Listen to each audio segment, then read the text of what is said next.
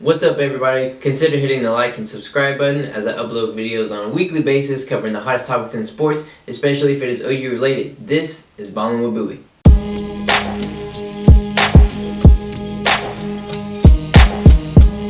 Today I want to give my bracketology. I'm going to be breaking down the 4 regions, region by region, giving my final 4, and then at the end giving my champion prediction. I'm not going to give it all in one video. I'm going to break it down, but I'm going to start with the West region here and then move on with each video breaking down each region.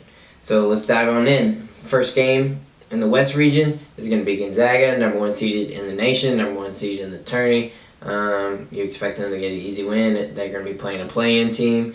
It doesn't matter who it is. I honestly probably wouldn't even want to win that game because you're just going to get thrashed by Gonzaga in the round of 64. So Gonzaga is going to get an easy win, nothing to sweat about. But then we move on to the 8 versus 9, which is University of Oklahoma versus University of Missouri. Now both teams looked really good earlier in the year, about a month ago. To be honest, about a month ago, both teams looked really good. And then as of late, neither team has looked good at all, which is why they both have slipped to the seeds that they have. I went back and forth. This is kind of a flip of a coin game. It could go either way.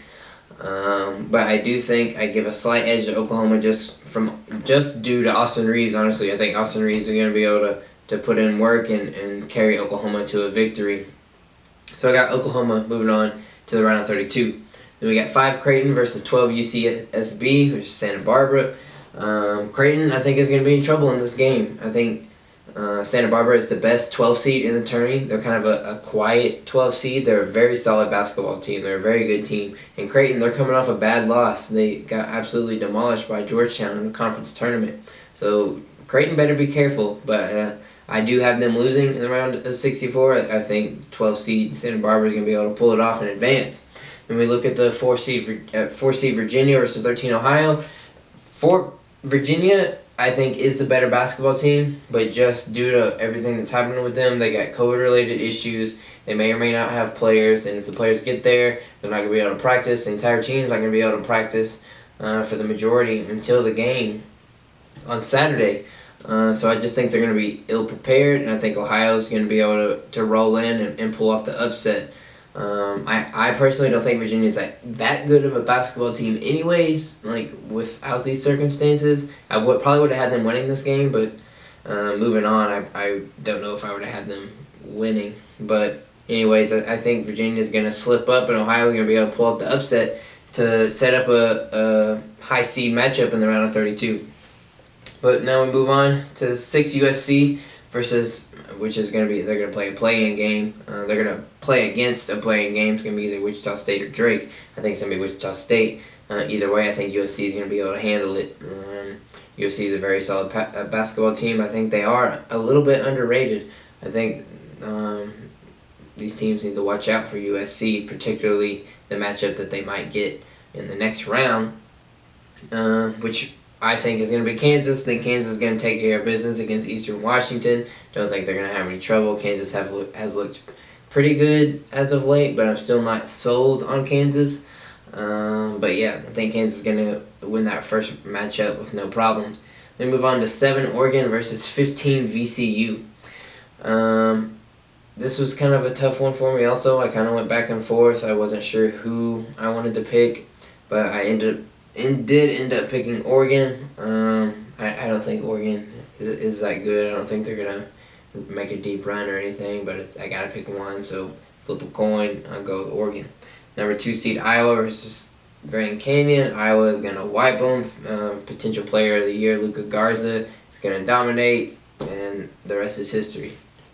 So now we move on to the round of 32, just in the West region. It's going to be Gonzaga versus Oklahoma.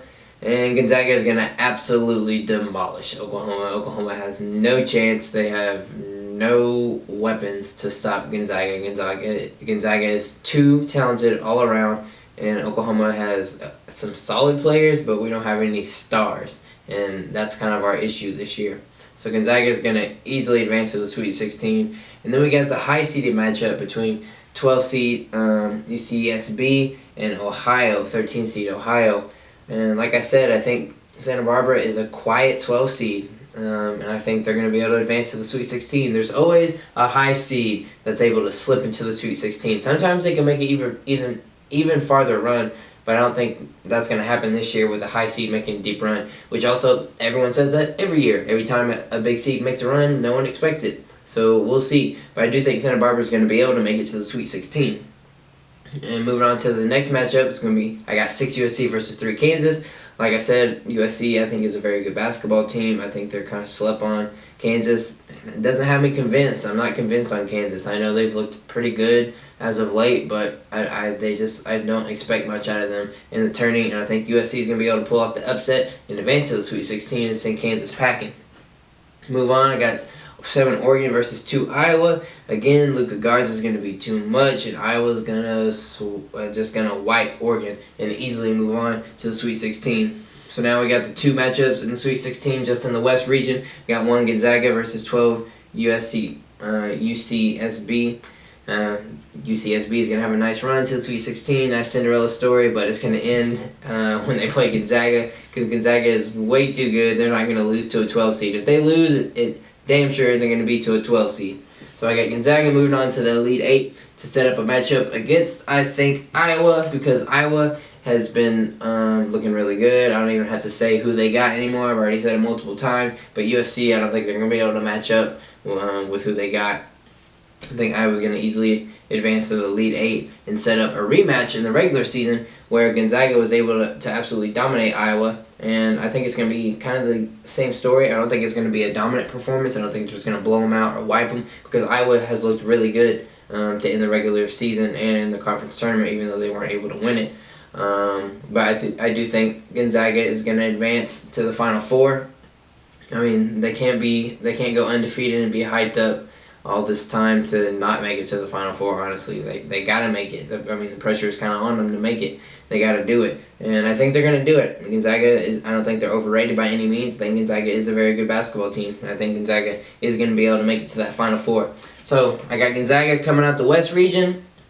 That's all I got for this video. Like I said, I'm gonna be breaking down the East region, the South region, and the Midwest region, and then dropping my Final Four winners and then my championship winner. So I'll catch y'all later. Deuces.